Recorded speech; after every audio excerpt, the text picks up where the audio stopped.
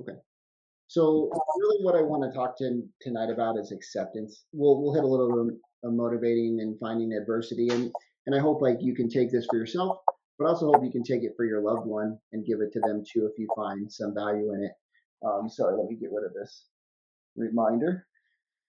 Um, but I think acceptance for me was one of the most challenging things that I've had in my life. It still is. It's still a challenging thing to accept what others want, what others are doing. And it's one of the greatest ways that I get to grow, but it still is very challenging to just go like, oh man, I just accept what is. And it has anybody ever read a book called Power of Now? Okay. Eckhart Tolle. Yeah, Eckhart Tolle. Yeah, have you read it? Yeah. Oh, okay, I love it. It's one of my favorite books, probably top 10 list. And one thing he really talks about there and is like all stress, all worry is in a sense our resistance to what is. And I want to carry that forward tonight because I think the challenge is most of us want to create a different reality than the one we see. And I don't think there's anything wrong with understanding like projecting, and we'll go into future pacing a little bit at the end, like where we can be in the future, and then project, and then speaking it into ourselves now. But I think for most of us, the stress and the frustration comes to we want to change something, we don't know how to, we can't control somebody else. It's hard enough for me to control myself, let alone somebody else. And yet we want to do that, so it's hard. So I want to talk about acceptance because I think acceptance is that huge key to allowing some of that stress and worry go. So as you guys see down here, it says the action or process of being. So I'm reading the definition at the bottom. The action or process of being suitable, typically to be admitted into a group. And we'll get to this a little bit later, but I think it's so important because all of us want to be accepted. All of us want to feel loved, and I think love that's really tied to love is acceptance. And none of us want to be told by our loved ones like, man, this is not okay, this is not okay, this is not okay, because we take it like it's not okay about us and we take it personally. So I think acceptance is that huge word that we're going to discuss a little bit tonight, and I hope we have an open discussion, not just me talking for the next 35 minutes. So I really like a lot of the Buddhist principles around acceptance.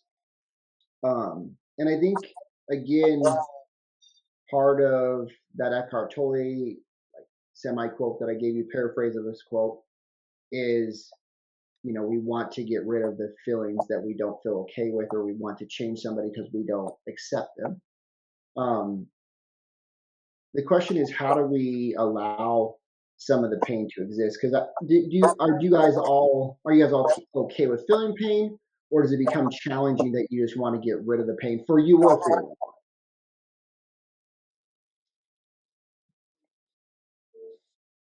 You have to learn to live with it.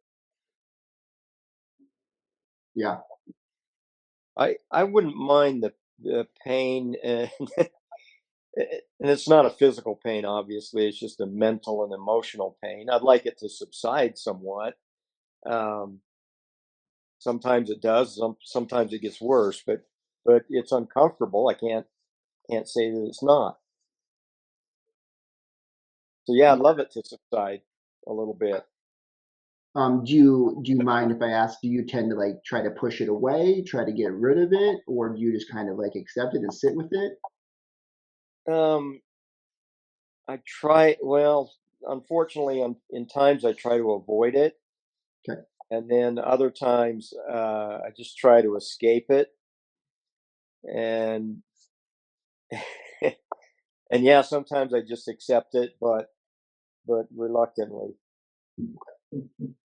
Um, and I hope like Gordon like or Gordy. I know you don't like Gordy, so I don't know why I'm calling you Gordon. But Gordy, like I hope you can see also that your son probably does the same thing, Yeah. right? He feels pain. He doesn't want it to exist, and he doesn't want to sit with it. Yet I will tell you, I think some of the greatest healing that I had from me being molested, me having some physical abuse, was allowing that pain to come up and then just observing it And this is something I teach every one of my clients that I coach is this is a key to healing from anything and to learning to accept it. Because if we can accept it, then we can learn to forgive it.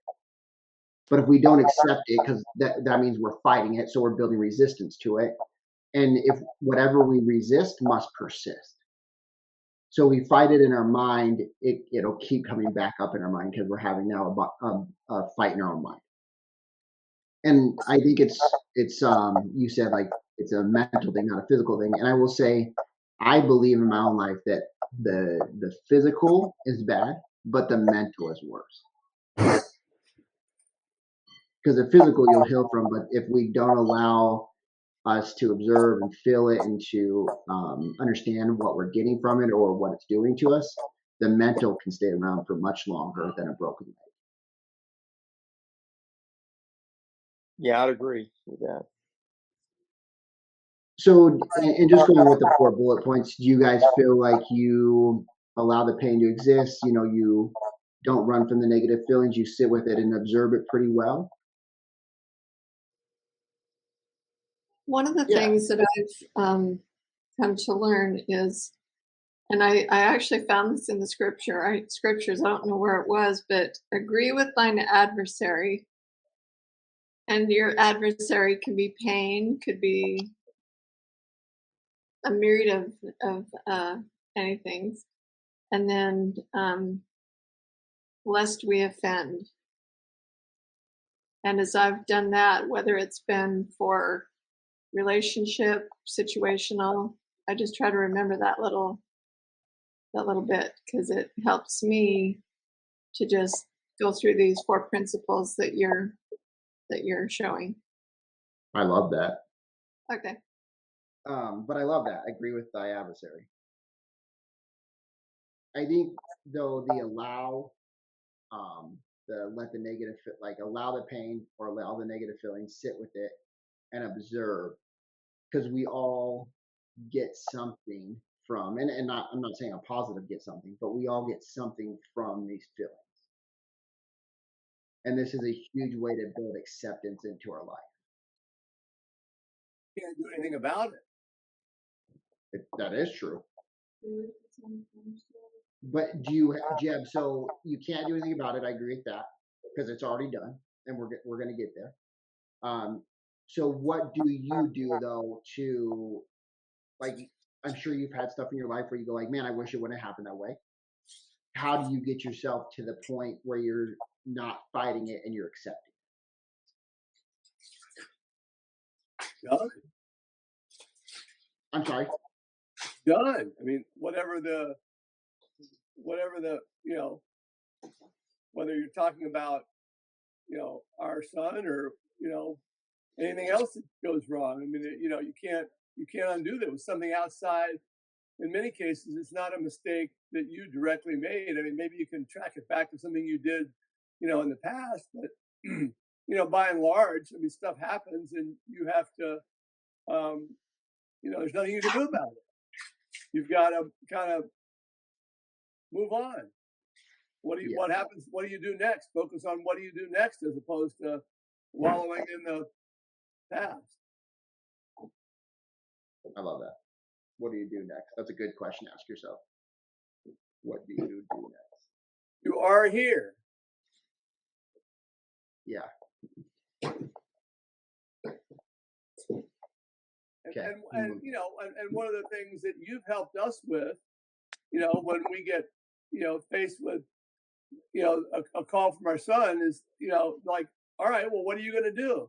As opposed to him saying to us, what are you going to do? Right. We put that back to him, like, what are you going to do? Like, that sucks. I'm sorry that happened. What are you going to do? Yeah. And I love, I'm just going to go back because I love that you said that sucks. Because it does. Like, I think part of acceptance is meeting them where they're at. Like, that does suck. But that's like, it sucks.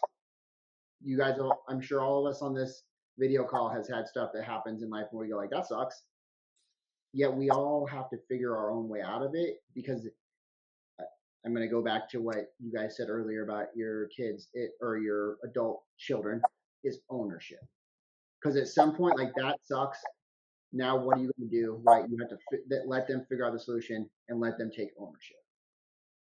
Because for so long, because you guys are all loving, caring parents, and nobody gives you a manual that says like, hey, when my kid is a little kid, I treat them this way, and then they become adult, and I have to adjust my parenting skills. Like most people don't just have that naturally in them, so they still want to like do the stuff for their kid, and that makes sense to a parent. Yet at some point, we have to let the kid become an adult and say, what are you going to do? So I think that's a great point, Jeb. Okay. So non-attachment. I think so I want to go back to some of our discussion last week, and I know most of you weren't here. Cheryl was. So Cheryl, if you want to throw out anything that you remember from last week. And some of this happened. I talked to the mother after we got off the phone, and we talked for several days after that, just through text and then a phone call. Yet I want to say, like, when we have a lot of resistance or a lot of resistance to the way that our kid acts, or the things that our loved one is doing, I think it's so important to ask, then like look at non-attachment. So like, what are we attaching to? Because some of us think that, we're only a good mother or good father if our kid is excelling, if they're doing all these certain things, if they're, going to church whatever it may be. We all have a definition that defines what kind of parent we are. And sometimes we get attached to that, and it's a threat to us if our kid isn't doing well, which puts a ton more pressure on us to act a certain way, to try to get the kid to do, or a young adult or the adult that we're talking about, your loved one, to do a certain and to act a certain way. Does that resonate with anybody?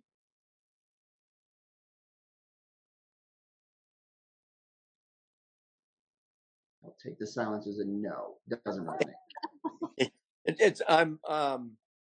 I'm having a hard time understanding the concept. I'm just trying to think of what. Okay. Um, Can we discuss it more? yeah, some examples of attaching to Okay. something. Yeah. So I'm going to use like a fake person, but use real examples. Okay. So, for instance, I coached a lady for a long time, right? We coached for about a year. And one thing is she thought if she was going to be a good mother, that means she had to be home by a certain time. She had to cook all the meals.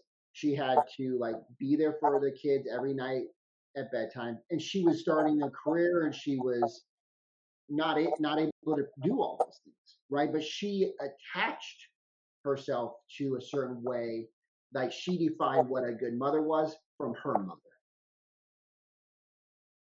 And so as a little girl, she learned from what a good mother is because of the way her mother was. So she thought that was the only way to be a good mom to her kids. Does that make sense, Gordy? So we define these roles. So when it says like, what are you attaching to, or like, who are you? Who is another person you should like who someone told you should be, right? So your parents, as you grew up, told you should be a certain way. And that defines us most of the time, unless if we are willing to take in different resources, and as we grow, we do, and challenge those beliefs. And my thing is, when we want to learn acceptance for our loved one and for us, like we have to start to understand, are we attaching to these certain things, and do they no longer exist, or are they really not an example of what a good son is, or what a good human being is, or what a good parent is, or they just are example, and maybe they're not for our loved one. Does that make more sense? Yeah. And I think this is like, for each of us individually on this call, this is one of the hardest things to look at, is go look at ourselves and go like, man, where am I putting expectations onto another person? Where have I put standards and expectations on myself that maybe were okay at one point, but they no longer serve me or the situation? And that could be like, man, I need to take care of my kid financially. Like, I keep saying kid. I'm not going to say kid. My adult child financially, right? Maybe that's something I did when they were a little kid, and I think I still need to do that, and maybe I don't. And that's not referencing anybody on this call. I'm just using that example because that comes up a lot for most people. And so I just really want to go with like acceptance is understanding like what we're attaching to and how to start to create a non-attachment to that. Well, I think, one of the things that we've struggled with is the whole concept of enabling, right? And we sort of recognize that and we're conscious of it and talked about how we could be less enabling. But at the same time, if the shit hit the fan, then, we would like do something, right? And I think that was a really hard thing for us to overcome. And some of that's tied into, all right, part of this is your fault as a parent. I mean, if your kids are this, or your kids are that, or you didn't do this, you didn't do that, and all the decisions you made, 25 years ago that may have contributed to, where your son or daughter is now.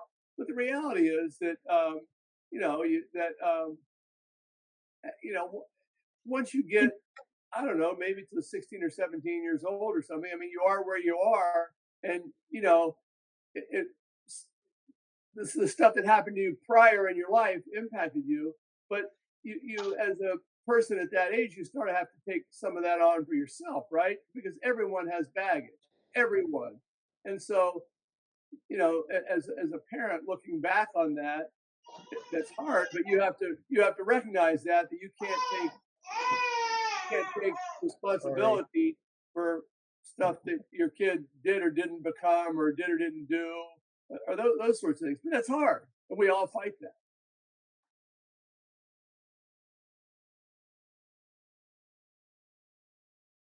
I think that's very spot on, Jeb. And I think that's one of the things that I'm referencing is, man, as a parent, if our kid doesn't, if our adult child is not like doing well, if they're not living the life, they're not living better than we are, we think, man, what did I do? And I think that's very real. Like I feel like I'm doing pretty decent in life, and I still deal with that with like my parents, and like my brother is not doing as well in life, and so they reference a lot of like, man, what did we do wrong? How could we done it better? And I will say, I think Jeb, you said the biggest thing, and I hope that if we take nothing from this page than this, like the more again we can go back to giving it back to the person and allowing them the ownership. Because I was that person for a long time. Like, oh man, my mom told me I was going to be just like my father, like an alcoholic, right? Prove that correct, right? So I felt like she said that so many times to me in my life because my parents got divorced, they were having issues, and so that was something I held on to for, and I held on to many other things about the way my parents did things. Yet at some point I became an adult and I had to realize like they did the best they could with the knowledge they had, and that none of it matters because what it does if I don't take ownership for it, I become the victim, and there's no empowerment there. So I had to empower myself. Like whatever happened, happened, and I look back and I'm grateful for all of it now. Yet I think what you said is correct is that as a parent we attach to like, man, what did I do incorrect? And like you said, 16, 17, 18, 19, 20, whatever age you want to choose, at some point they become adults and they made all those choices. And I'm going to be honest, and I think you guys will all back this up. Whatever we tell our kids, they're going to choose to do whatever they want anyway. Like, Yeah, after about 10 years old. Yeah, exactly. And I wish I would have learned from my parents, like them telling me not to do things. I didn't. Right? I went and did them, and I tested them, and they didn't work. And I go, and you look back at 30, and you go like, man, I wish I would have just listened to my parents more. But back then, you guys are old people. You don't know anything. I'm 15 years old. I know everything. I conquered the world. And so, by the way, I'm just joking when I say that. So I think you're right, though. I think we attach as a parent to, man, what did I do incorrectly? Man, how is this my fault? And I just want to help you guys at least gain awareness around how do we stop attaching like that to us. And it's human nature It as is. a parent to go back and relive some of the things that that you made mistakes on. And Yeah. it's, you can apply that to your relationship with your spouse or any relationship you're in, your friends, your kids, your work. I mean, and that's okay to do, right? Because if you don't look back and recognize where you made mistakes, you don't ever learn. But that doesn't mean you have to own them, right? It doesn't mean you have to like carry that around. You can't. You can let yourself be okay with making mistakes and knowing that, well, you have to make mistakes, otherwise you don't ever grow. And you get to that balance where it's like, yeah, shit, I made a bunch of mistakes being a parent, a bunch of them. But like, where I was at the time, I mean, like, I that's what I did, right? And you can't, you can't carry that around and blame yourself. There's a difference between blaming yourself for your kids' shortcomings and recognizing it and just owning that. It's a I fine like line. that. Well, because the fine line is between responsibility and guilt. That's Yeah. the thing. Are you Mhm. guilty of, I know I've said this to Chris before. My first husband was an alcoholic, and I had to manage a lot of household responsibilities in order to cover for him. But I never felt guilty about him being an alcoholic. Then fast forward to my son, I feel layers of responsibility, but also layers of guilt. That's a new addition to it. And that's what fostered our chronic enabling, that maybe it was something I did wrong that made him this way, I don't, it's been a long road to get through that. I mean, now he's as old as his father was when we realized his father had an alcohol problem. So, adults have to assume responsibility for themselves.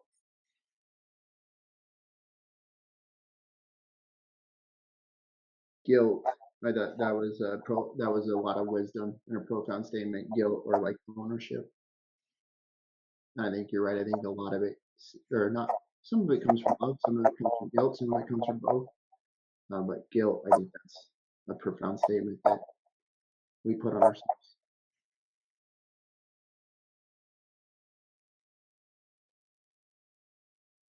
So I just want to talk about like we all thirst, like I brought up earlier, we all thirst for acceptance. We all want it. It's one of the number one things we want, right? Because it's again going back to just societal norms. We all want to be part of the tribe. We all want to be part of the group. And if we aren't, and going back to the original definition of acceptance is if we don't have that, then we don't feel accepted. So sometimes we even will act differently for certain groups because we want to be accepted. And I really believe acceptance helps build the connections, it helps restore love, and it really helps the healing and compassion in the relationship.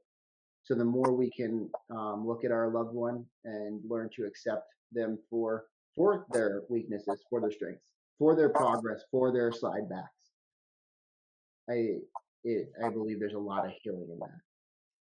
Does anybody else want to throw out anything on this slide?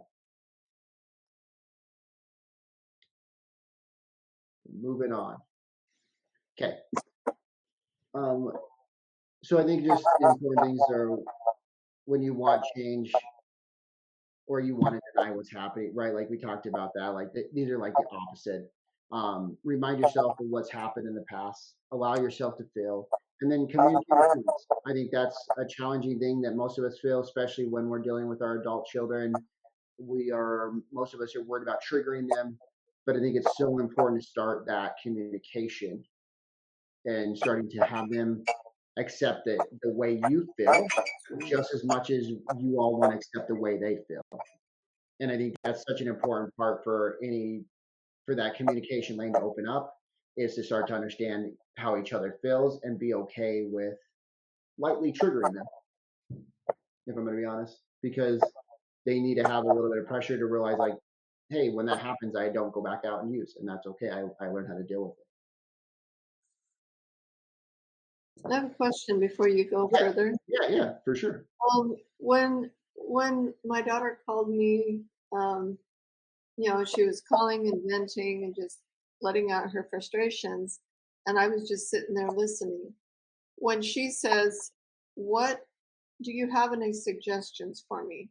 Then it's okay to give advice, correct? When I they're believe asking. so. Okay. Yeah, like Just I go ahead, Carly. no, no, no. I'm just making sure that I'm doing it the right way and not trying to enable or anything. How did she handle it when she said, "Do you have any advice for me?"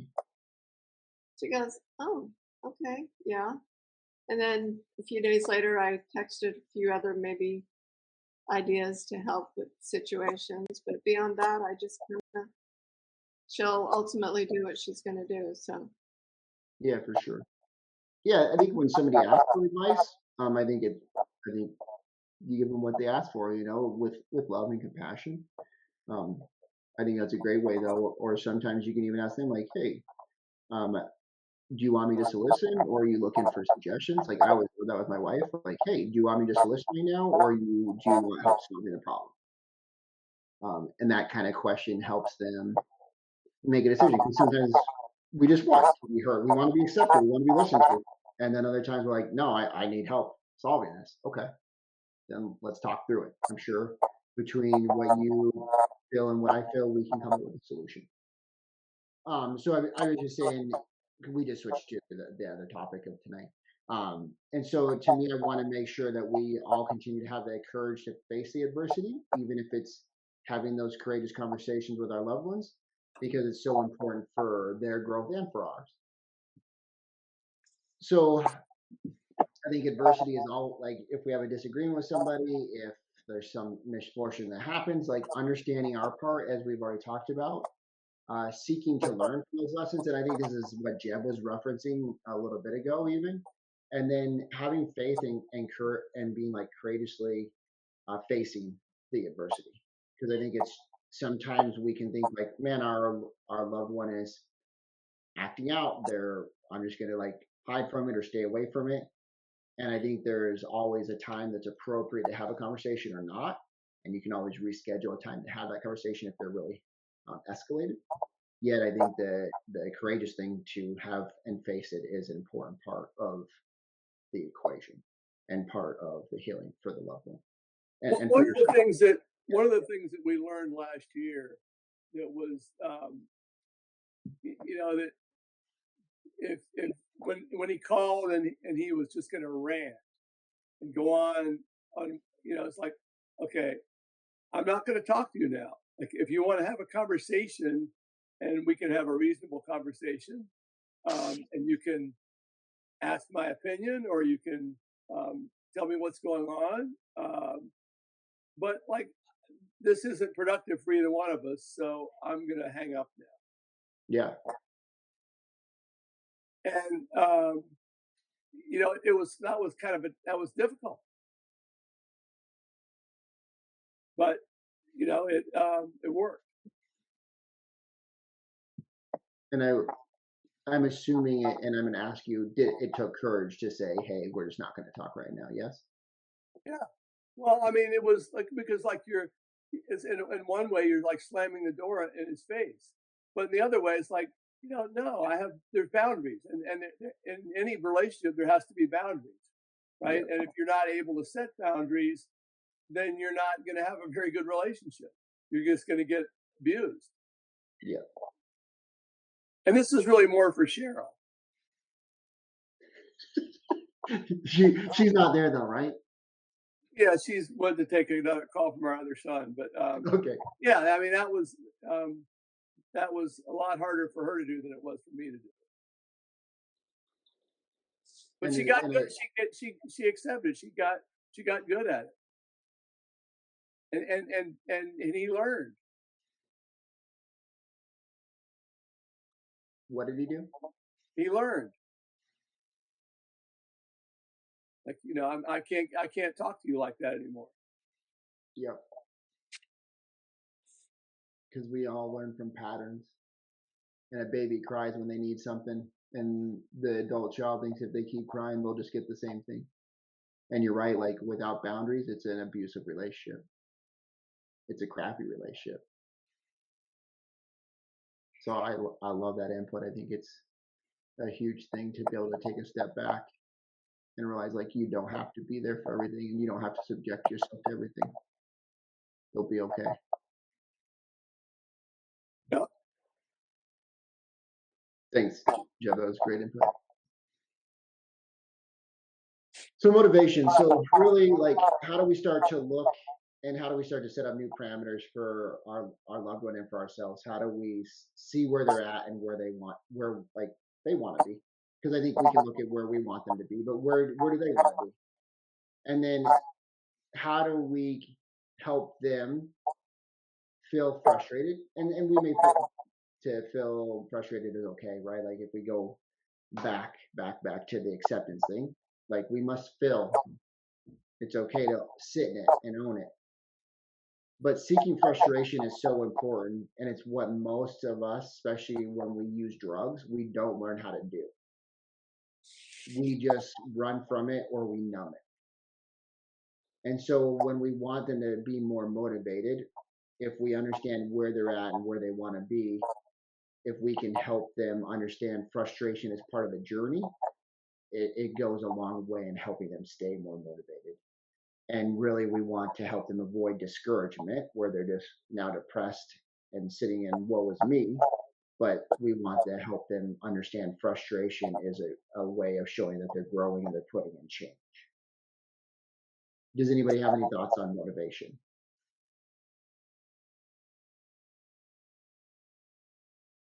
I Well, I I'm never sorry. I never considered seeking frustration. I see it seems like it just occurs. Okay, that's fair. It may. I just the more we can tie it to you're frustrated because here's where you are and here's where you want to be. So the frustration's there to show you that that's where you need to go is where you want to be. And how do we get it to not to the level of discouragement? Like if we're on a road and like there's the edge, and that's let's just say that's frustration, but then there's way off on the edge where you crash, that's discouragement. And how do we help them understand like riding the edge of frustration is a good thing. That's how you become a leader. And when I say leader, I mean lead themselves,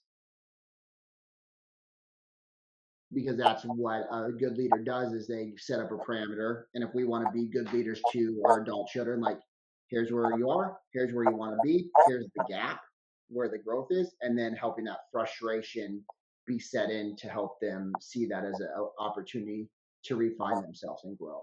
But Jeb, I know you had something before I started going, so please go ahead and say what you're going to say. Well, I was just going to say that one of one of the things we tried to do or observe with he was always framing his situation in comparison to others, right? Why I don't have this, everybody else has this, and so the challenge was twofold. One was that he was just way off, and like he just thought everybody else had it so easy, right? And that you instead of like lecturing him, like, okay, well, what do you think? What do you think your brother's job is like? What do you think he does? And then, and then I graduated. Well, no, I don't think that's. Have you ever asked him about that? Like, here's what here's my understanding, and to try to, to draw the picture that everybody has frustration. It's not just you. Everybody gets frustrated, and everybody gets discouraged, and everybody has to work hard.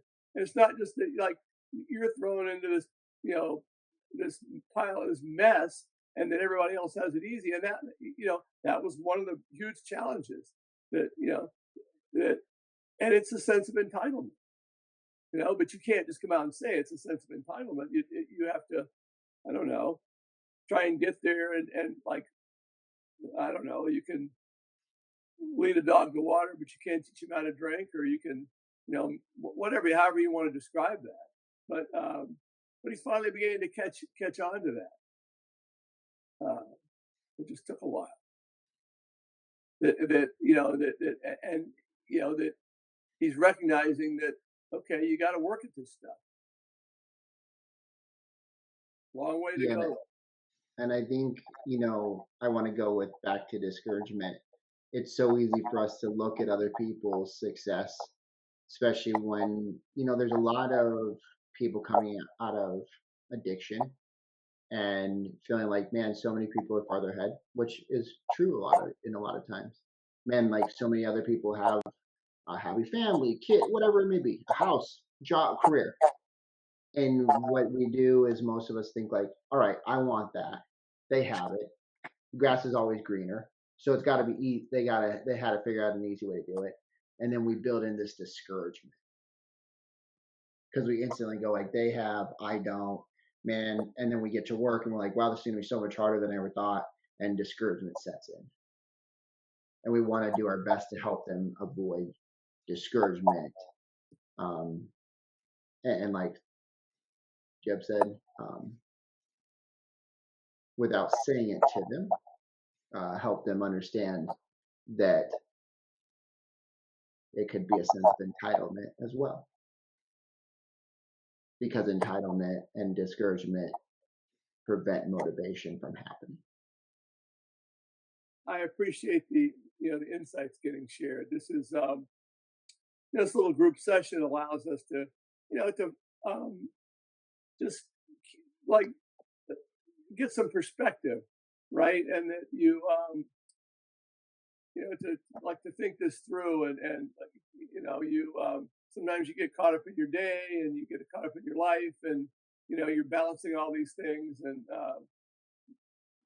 you're trying to do the best you can for your son and taking some time out and sharing these kinds of ideas and kind of focusing on this. It helps you reinforce the things that you're doing that you are feel good about, and it helps you think about the things you maybe could do better. Jeb, that was a great sum up. So I thank you. I appreciate your putting these together. Of course. You're welcome. Yeah.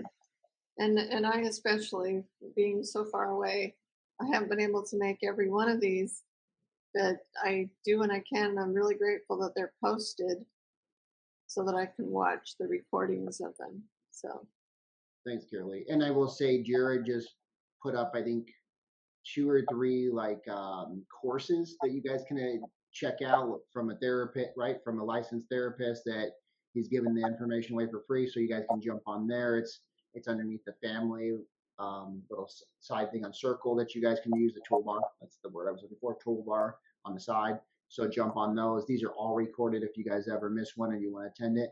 So I first want to open up with just a part of a process group if anybody has anything they want to bring up, anything for themselves, like I said, dealing with their loved ones and they're struggling with, we're here to help each other. So I'll open that up for now.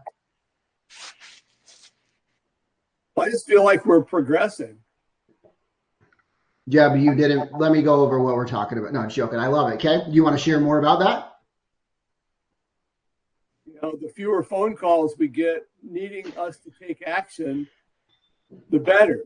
When we started, 2 months ago, like, why don't you call Chris?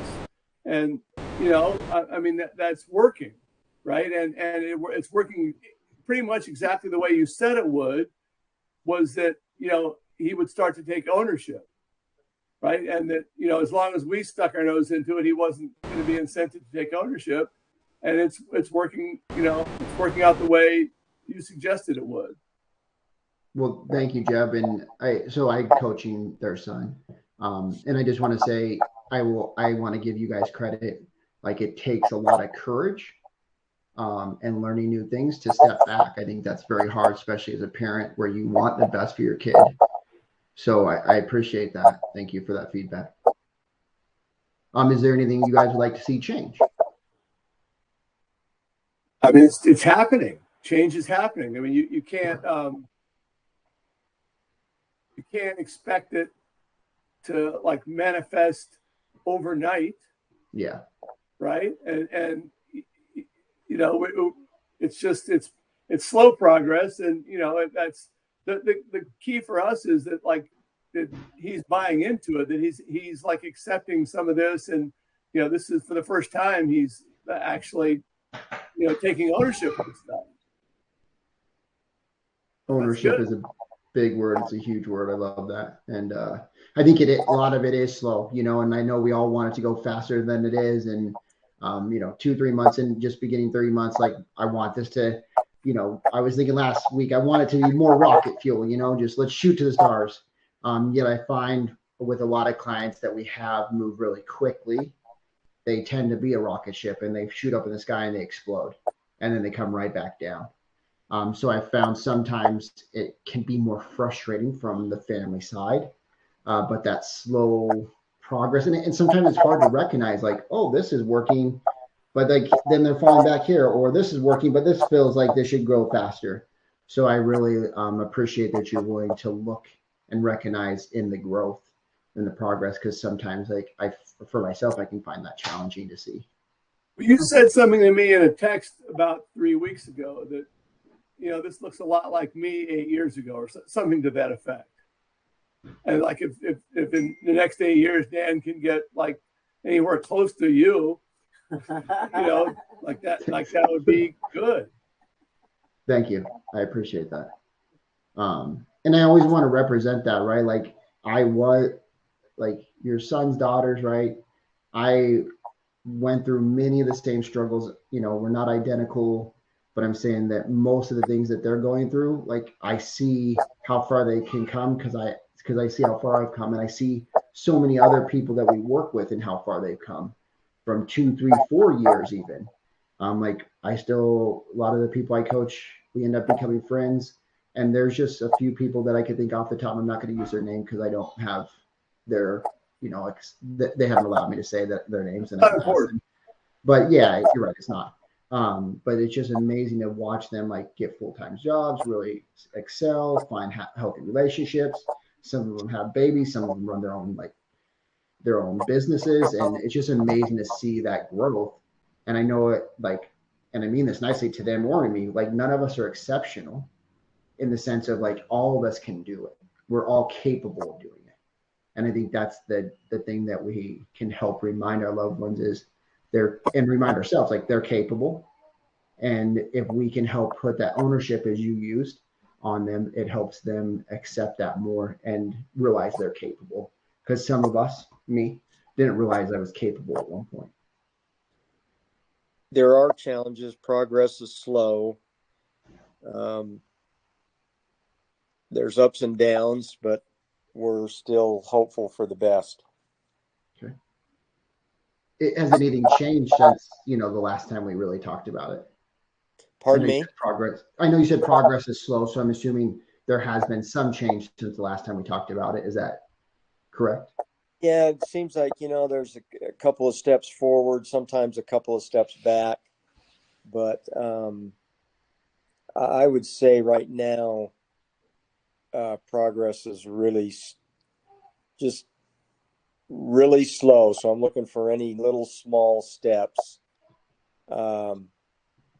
and changes for encouragement. Are you open to hearing from the group and maybe what they've seen with their own loved ones? Sure. May I share? Yeah, please do, Carly. Okay. One of the things, I mean, I don't know if you know it or not, Gordon, but we're over here in New Zealand. Oh, okay. No, I didn't know that.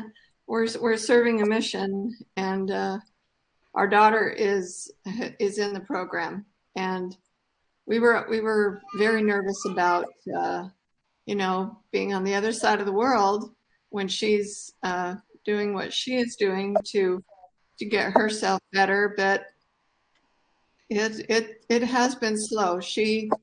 Things kind of went downhill in November, and here we are in September, and they've been very slow. But slow and steady wins the race. Just like the turtle and the hare. The turtle won because he was slow and steady, And I've seen she's given me a few phone calls while we've been here just to vent and let off frustration for what she's dealing with. But I just give her little tiny bits of advice to help her out. But she's I'm amazed to see what she's done, and it's taken time, and she's taken ownership of what she's accomplishing now. I'm amazed at how she's done, because a lot of this was from her own wanting to do it, her own motivation, and I'm very proud of her. Yes, she's had struggles, she's had backslides, but it's amazing to see the changes. There's still issues, but you just keep praying for them and keep, listening to them and being there for them, even though we're clear over here a day or 18 hours ahead of her. But I'm just very happy to see the changes that are happening in her life. And even though she thinks there's frustration, I try to help her see the strides that she's made forward. I love that. Thanks for sharing that, Carolee. And I think, you said ownership, and I know you also said the word backslide. And I'd like Cheryl just to go ahead, and if you will, just since you were on last week with the other young lady, if you don't mind just kind of sharing the, 2 steps forward. Some of this is from, very similar last week. Do you mind just kind of sharing what you said last week? Yeah, that for us, there are, because we live in Florida, we're not near our son either. And, typically he calls us with concern or a need or to vent. But lately, one of the things he did last week was September 11th was my mother's funeral, that September 11th. And he had gone to a local memorial, for the event in Utah, and thought about me, because he was at his grandmother's funeral. He was, I don't know, like 14. It was a while ago. But just that he stepped outside of himself and remembered somebody else. And my husband just had eye surgery, and, our son checked in. How's he doing? That for him to not always be so self-focused was one of those steps forward. And that's not to say there aren't steps back. Chrissy just got glasses. Well, guess who paid for the glasses? Because he spent an hour there having the appointment and another 45 minutes picking out the frames. Well, lo and behold, with all the discounts and everything, they're still like $300. So what are you going to do? He doesn't have it. He asked me if I would split it with him because he has that car account that we're holding for him. So there are steps forward, steps back, steps forward, steps back. But as long as the trajectory is positive, and like you said, Carolee, our sun started melting down last fall as well. And that's one of the things I get to remind him of. Look how far you've come. You still see the mountain in front of you, but there's a valley below you that you've already climbed out of. And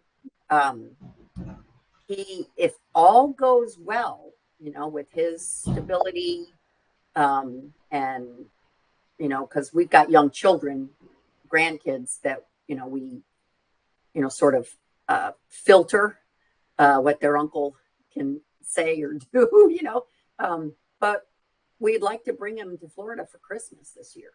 And, I told him that yesterday, and he was really excited. And I think it's something for him to shoot for, like he wants to, be worthy of the trip.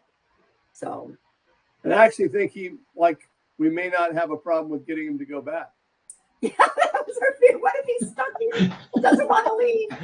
That's true. I know that was one of you guys' concerns, so I'm happy to hear that, Jeff. I mean, we laugh about it, but it's 100% true. Yeah, it's happened before. It has happened before. Yeah. Thank you. He's building a life there. Yeah, he's... Your coach is in Utah, and he's a lot better than we are. Thanks, Jeff. I like that. if it's okay, I just want to, and I just want to remind everybody, even for our own selves, like if we look and we went like, man, our child is using, and if the biggest thing we can still see it may like look, all the other things may be moving slow, but if we can look and go like, man, they either slipped up and they got right back up, or they're still moving, and 99% of the time they're sober, that's still a much bigger thing than sometimes we kind of like go like, oh man, we got what we wanted. Okay, like now let's add 10 more things that we want. And I get that that's okay. That's how we grow. But also just if we look at, man, somebody sober today and 6 months ago, a year ago, they wouldn't have been. I think that's also a huge thing just to recognize, because some days are harder than others for all of us. And yet when I couldn't go to bed tonight and I'm still sober, I'm still extremely grateful for that. And I want to play a little game with you guys, if that's okay. It'll be a quick game, I promise. And then I'll turn it back over to you guys if you have anything else you want to say. But I want you guys to all think about something you really like love. Could be food, could be tennis, could be running, could be books, could be a movie, whatever you guys really love that you love to do and you do it pretty consistently. And if I came to you and I was like, I'm going to take that away from you for the rest of your life, that would be really hard for most of us. That could lead to some depression. That could lead to some emotional instability. It could lead to a lot of different types of mindset throughout like the short term. Sometimes it takes 6 months. Sometimes it takes somebody a couple of years to get their head around that. Yet, if I just want to remind you, like that's what we've done to a lot of these people is like this thing that they were, and it maybe wasn't their favorite thing, but maybe they were very attached to it. And it was very hard and it consumed a lot of their time. It consumed a lot of them. And now they're relearning how to like live without that thing and do life without that thing. And I think that's brain chemically wise, it's harder than most of us understand. And just understanding like patterns and habits, it's much harder than we think. And I just want to reiterate that. And I usually like to say, like, if I was a fat kid and I loved cake and somebody took cake away from me for the rest of my life, I would have a hard time with that for a while until I got used to a new way of living. Does anybody else have anything that, Gordon, did that help at all? Like just at least recognizing that other people are feeling the same way you are? Yeah, absolutely. I'm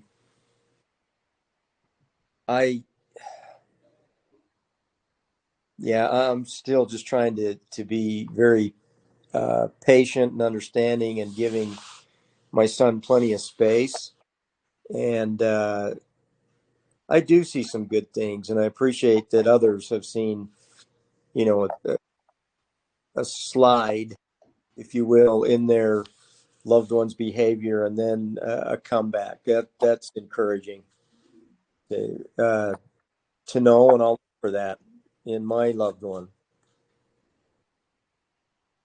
And we'll get a little bit into it tonight, I think, at some point.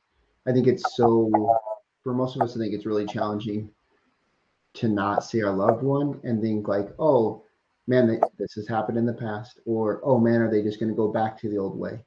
Because and great, like the way our brain works, rightfully so.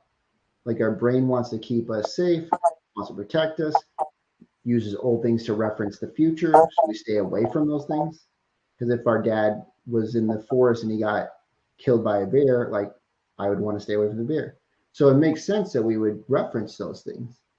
And it's very challenging to look for the positive, to see the growth, even when there's the old habits that come back, and yet they get out of them again. It's still sometimes hard to see them moving forward. So I just want to say I commend all of you for having patience, for like continuing to grow yourself and look at the person that you love in a different way. Because my wife is not on drugs at all, and that's still challenging for me to like look at her and accept new ways when she's growing, and not just look at her like for the old person that she used to be.